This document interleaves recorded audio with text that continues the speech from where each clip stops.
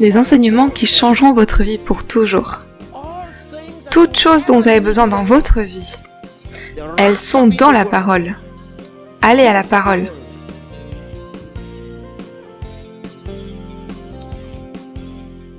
Vous devez comprendre cette chose. Et quand vous l'avez saisi, continuez à le déclarer. Ne vous arrêtez pas de le déclarer. Continuez à le déclarer. Continuez à le déclarer. La Bible déclare que dans la ville d'Éphèse, la parole prévalait et grandissait en puissance. Dites Amen. Et il me met sur le sentier que je dois suivre. Au nom de Jésus. La prospérité est à moi. Au nom de Jésus.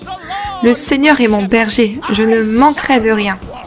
Il me fait reposer dans de verts pâturages. Il restaure mon âme. Pasteur Chris.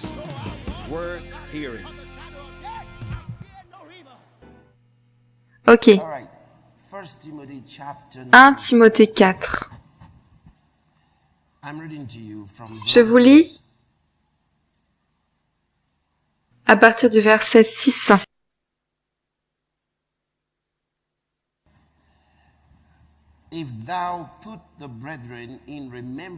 En exposant cela aux frères et sœurs, tu seras un bon serviteur de Jésus-Christ, nourri des paroles de la foi et du bon enseignement que tu as fidèlement suivi.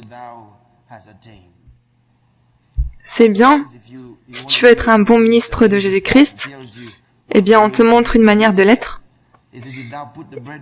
Il dit, en exposant cela aux frères et sœurs, tu seras un bon serviteur de Jésus-Christ, nourri des paroles de la foi et du bon enseignement que tu as fidèlement suivi. Les paroles de la foi et du bon enseignement. Certaines personnes ont seulement les paroles de la foi et d'autres ont le bon enseignement. Vous devez avoir les paroles de la foi et le bon enseignement. Alléluia. Et ensuite il dit, mais rejette les contes profanes de vieilles femmes et exerce-toi plutôt à la piété. Exerce-toi à la piété.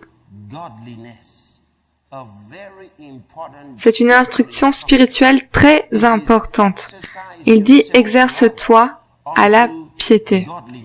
Maintenant, qu'est-ce qu'il veut dire par s'exercer à la piété? Ça veut dire exerce-toi à la vie divine. Est-ce que tu comprends? Exerce-toi à la vie de Dieu. En d'autres termes, pratiquer la vie de Dieu. Qu'est-ce que ça signifie la vie de Dieu? On parle de la vie divine, la vie de l'esprit. Vous comprenez? Maintenant, j'ai dit la vie de l'esprit pour être assez clair. Parce que si on dit la vie spirituelle, eh bien, on peut être en train de penser à la vie religieuse. Mais je veux dire la vie de l'esprit, et je veux dire par là l'homme intérieur, l'homme caché de l'esprit. Dieu veut que nous exercions notre esprit humain. La vie intérieure. Il y a beaucoup de chrétiens qui ne sont pas familiers avec la vie intérieure. Ils font toutes les choses qui sont bien, mais leurs esprits ne sont pas exercés pour ressembler à Dieu. Et c'est ce qu'il dit qu'on doit faire ici. On va relire ce verset 7. Rejette les contes profanes de vieilles femmes, exerce-toi plutôt à la piété. En effet, voyez, l'exercice physique, l'exercice de l'homme extérieur est utile à peu de choses. L'exercice de l'homme extérieur est utile à peu de choses, tandis que la piété, le fait de ressembler à Dieu, agir comme lui, est utile à tout. Alléluia. Car elle a la promesse de la vie présente et de la vie à venir. J'aime ça parce qu'il nous dit comment avoir une merveilleuse vie sur la terre, mais aussi une vie merveilleuse dans le monde à venir. Il y a des gens qui peuvent avoir ce qu'on peut appeler une bonne vie selon des standards humains, mais ils n'ont aucune lumière au ciel. Ils ne vont pas aller là. Ils n'auront aucune part dans le monde à venir. Mais il nous dit ici comment nous pouvons avoir une vie merveilleuse ici sur la terre et aussi dans le monde à venir. L'exercice physique est utile à peu de choses. Beaucoup d'entre vous, vous passez beaucoup de temps à vous tailler en V sur la poitrine. Vous essayez de faire de votre mieux pour être en pleine forme. Vous maintenez en forme votre corps physique. Vous voulez être OK physiquement, et c'est bien. Oui, la Bible dit qu'il y a un peu de profit à cela. Mais la piété, le fait de ressembler à Dieu est utile à tout, car elle a la promesse de la vie présente et la vie à venir. En d'autres mots, même ce que tu essayes d'avoir en t'exerçant physiquement, eh bien, si tu mets ton esprit en priorité dans ta vie, tu seras OK, même physiquement. Pourquoi? Parce que si tu mets ton esprit en priorité, eh bien, tu ne vas pas trop manger jusqu'à ce que tu sois énorme, et tu ne vas pas non plus oublier de manger et devenir trop maigre. Tu vois? Donc, ceux qui veulent être en pleine forme physiquement, eh bien, vous aurez une merveilleuse opportunité de faire cela en mettant en priorité la parole de Dieu. Tu n'as rien à perdre en faisant ça. Tu peux pas lire ta Bible trop jusqu'à grossir. Alléluia. Tout fonctionne parfaitement. Donc, il dit, rejette les contes profanes de vieilles femmes et exerce-toi plutôt à la piété.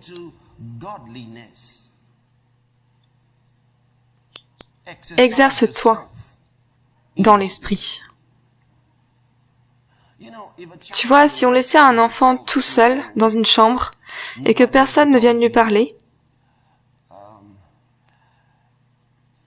qu'il n'ait jamais l'opportunité de parler à quelqu'un, d'aucune manière, s'il n'avait jamais vu quelqu'un marcher, si on le nourrissait simplement plusieurs fois par jour, et qu'on s'assure qu'il ne communique avec absolument personne, eh bien, il grandirait sourd et il ne saurait pas marcher, il ne saurait pas parler, et son esprit serait complètement bloqué. Parce que tu vois, on doit exercer nos sens. Alors qu'on grandit, on doit exercer nos sens.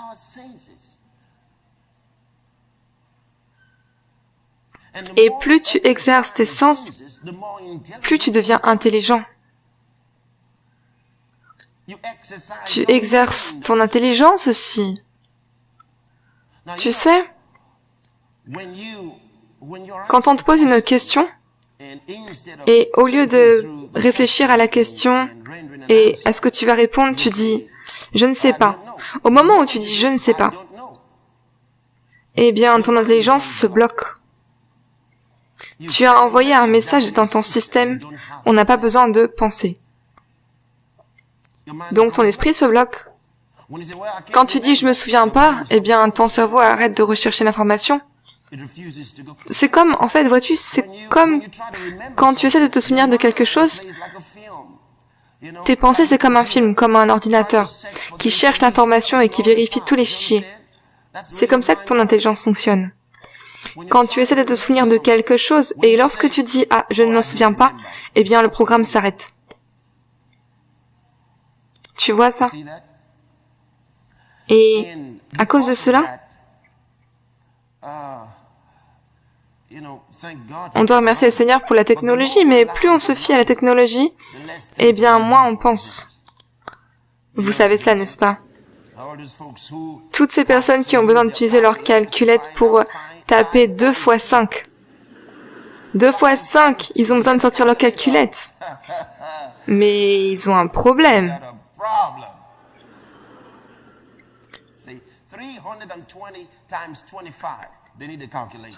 300 000 fois 25, ils ont besoin d'une calculatrice. Bon, il n'y a rien de mal à ça, mais vous n'exercez pas votre intelligence, c'est tout.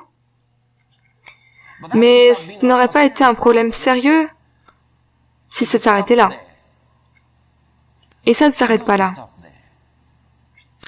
Beaucoup d'entre nous n'aimons pas réfléchir. On n'aime pas utiliser notre intelligence. Et certains disent, « Ah, je lis la Bible, mais je me souviens jamais des Écritures. » Pourquoi vous devez les mémoriser? Quand on t'a demandé d'apprendre par cœur l'étape de multiplication à l'école, c'était pas parce que quelqu'un ne connaissait pas la calculatrice, non. Ils essayaient de t'enseigner à utiliser ton intelligence, à exercer ton intelligence, à exercer ton intellect, à apprendre à se souvenir des choses.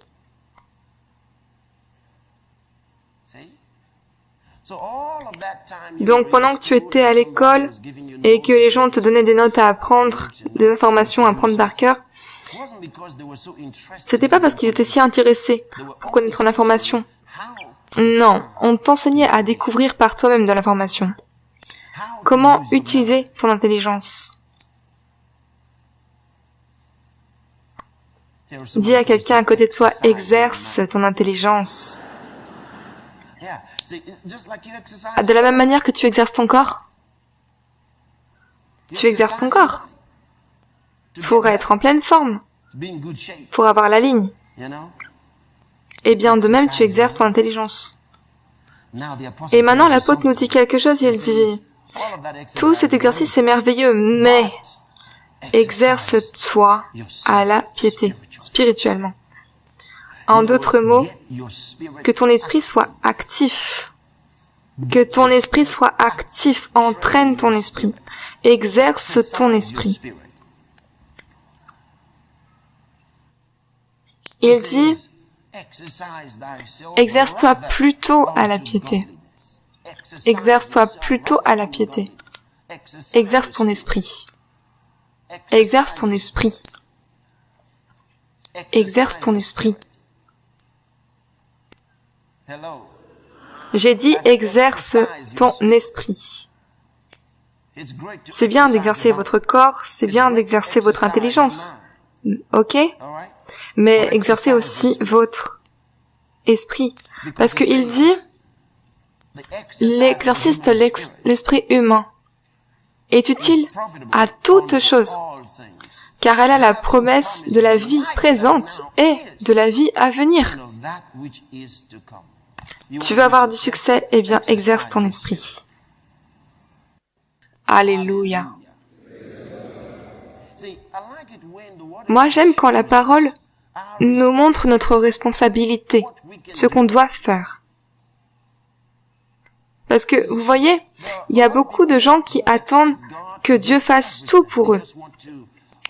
Tout ce qu'ils veulent faire, c'est « Oh, merci Dieu, merci beaucoup ». Mais Dieu veut que vous connaissiez votre rôle. Il y a beaucoup de gens qui sont en colère contre Dieu. Pourquoi tu vas pas à l'église? Oh, parce que j'ai dit à Dieu de faire quelque chose pour moi et il ne l'a pas fait. Mais non, c'est toi qui ne l'as pas fait. Tu vois, la nature n'a jamais fait une erreur. Allons. La nature n'a jamais fait une erreur. Et la nature n'a jamais produit un échec. Personne n'est né en tant qu'échec.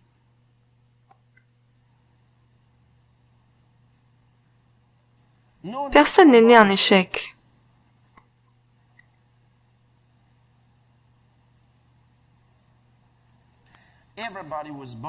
Parce que tout le monde est né avec la semence du succès. Et alors que tu grandissais, ça dépendait que de toi. De cultiver le sol de ton cœur.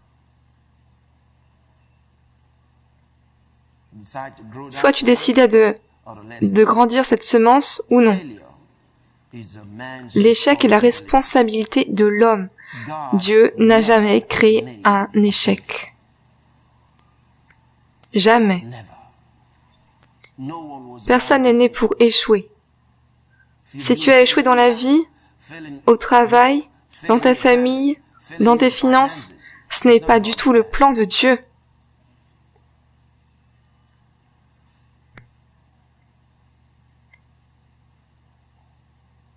Est-ce que tu peux te souvenir de ça? Dis, Dieu n'a jamais créé un échec. Pense-le dans ton esprit et répète-le. Dieu n'a jamais créé un échec.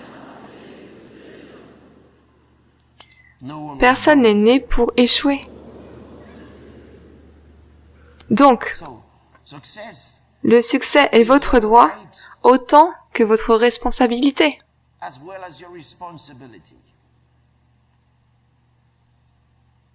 Vous devez avoir du succès dans tous les domaines. Maintenant, ne laissez pas les hommes vous dire que la vie est pleine de hauts et de bas, parce que quand ils parlent comme ça, ils parlent de leurs propres expériences dans la vie. Et ce n'est pas suffisant. Ne croyez pas cela.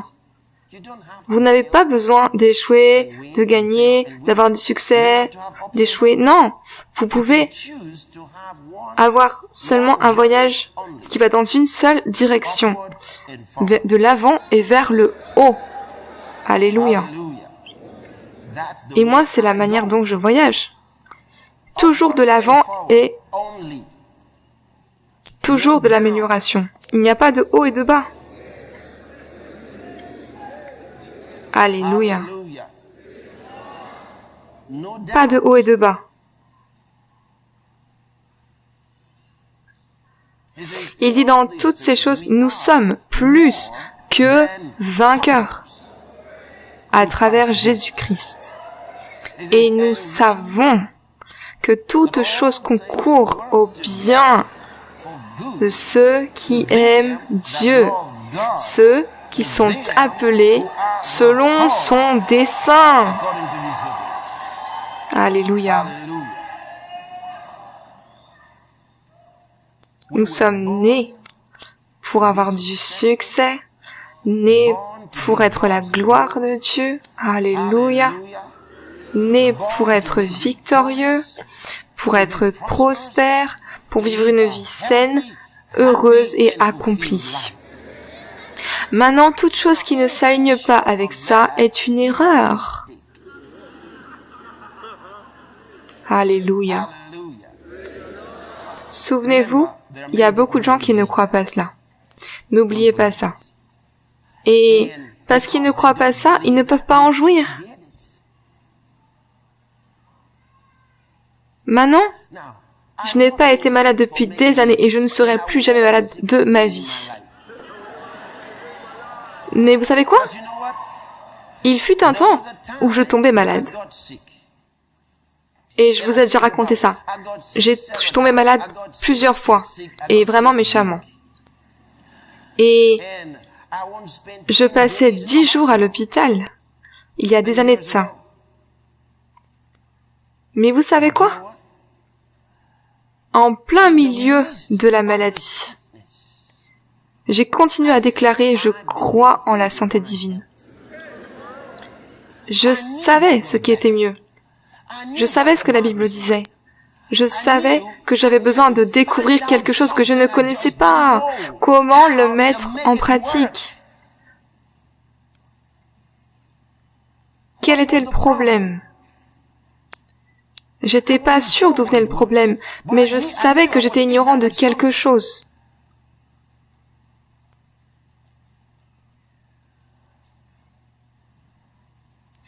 Une fois, on m'emmenait chez le médecin, ma femme de ce côté-là, mon grand frère de ce côté-là, et je continuais à dire « Je ne suis pas malade ».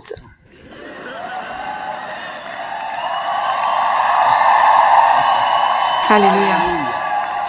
Je dis « Je ne suis pas malade ». Et il disait « Oui, tu n'es pas malade. Oui, c'est ça, tu n'es pas malade ». Et ils m'ont saisi et m'ont pris et m'ont forcé à venir chez le médecin. Et le médecin m'a dit, mais quel est le problème? J'ai dit, docteur, je ne suis pas malade. Et là, il m'a regardé, il a vraiment pensé, oui, il a pensé que j'étais très malade, oui. On m'a fait passer quelques examens et tous les examens étaient négatifs. Tout était négatif. Mais je me sentais mal dans mon corps. J'ai dit à ma femme, je t'avais bien dit que j'étais pas malade. Elle m'a répondu, oui, on va voir un autre médecin. On a été voir un autre médecin, il m'a allongé et il m'a examiné partout. Mes oreilles, mon nez, tout. Tout ce qu'il pouvait examiner, il l'a examiné.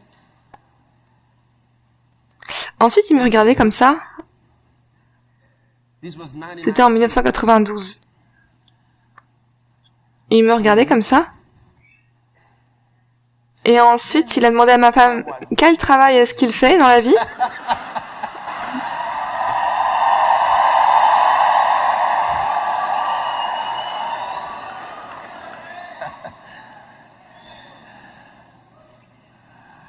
Et ma femme a répondu, c'est un prédicateur de l'évangile.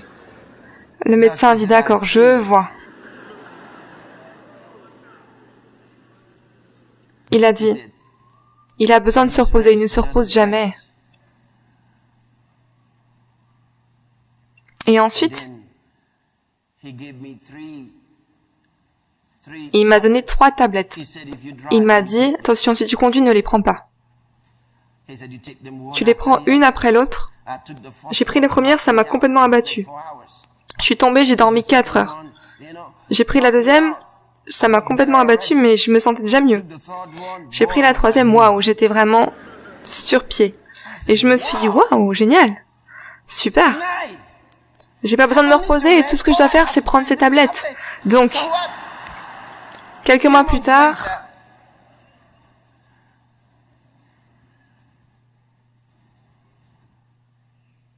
c'est arrivé de nouveau.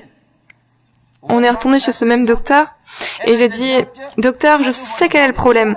Est-ce que vous pourriez me rendre ces tablettes que vous m'avez données l'autre fois? Et je connaissais pas le nom du médicament, j'ai juste dit, est-ce que je peux l'avoir s'il vous plaît? C'était un homme âgé, il m'a regardé, il m'a dit, oh non, tu deviens dépendant. Non, retourne chez toi, juste retourne dormir. Et j'ai dit non, j'ai besoin de quelque chose pour m'aider à dormir justement. Il m'a répondu non, tu n'en as pas besoin. Retourne chez toi et repose-toi. Donc j'ai dit ok, je suis retournée chez moi, j'ai dormi et je me sentais mieux. Mais j'ai appris ma leçon. Je vous dis mes frères et sœurs, si vous restez dans la parole de Dieu, vous ne tomberez pas malade. Mais vous savez quoi, j'ai appris ma leçon et j'ai arrêté de me surmener jusqu'à ce que la batterie soit morte. Vous comprenez? Certains d'entre nous, on ne va pas charger notre téléphone portable à moins que la batterie soit complètement morte.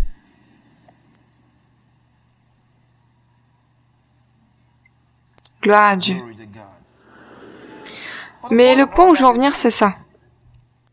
Est-ce que je me sentais terriblement mal dans mon corps? Oui. Mais ça n'allait pas dicter ma confession. Ça n'allait pas dicter ma croyance.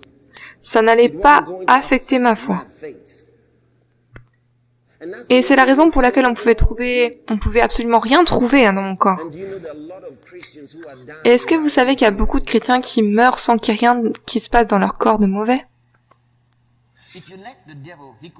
Si vous laissez faire le diable, il peut vous tuer avec un cheveu de votre tête. Il peut vous tuer par une simple toux si vous le laissez.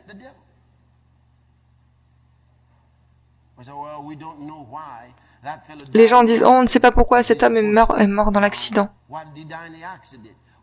C'était un chrétien, il était très engagé. On ne sait pas ce qui est arrivé. Mais qu'est-ce que tu veux dire par là, on ne sait pas ce qui est arrivé?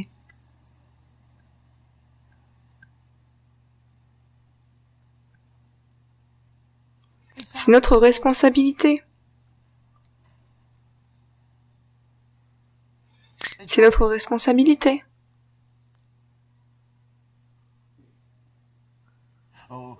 Oh, ma femme est en train d'accoucher et elle est morte. Qu'est-ce que la Bible dit? Elle sera sauvée en donnant des enfants. C'est écrit dans la parole.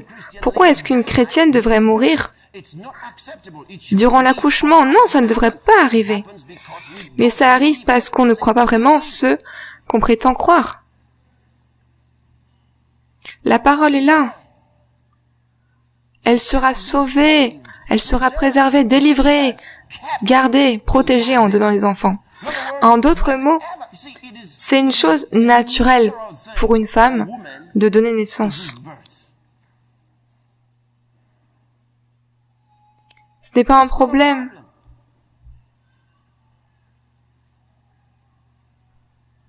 Donc pourquoi est-ce qu'il y a des femmes qui meurent comme ça?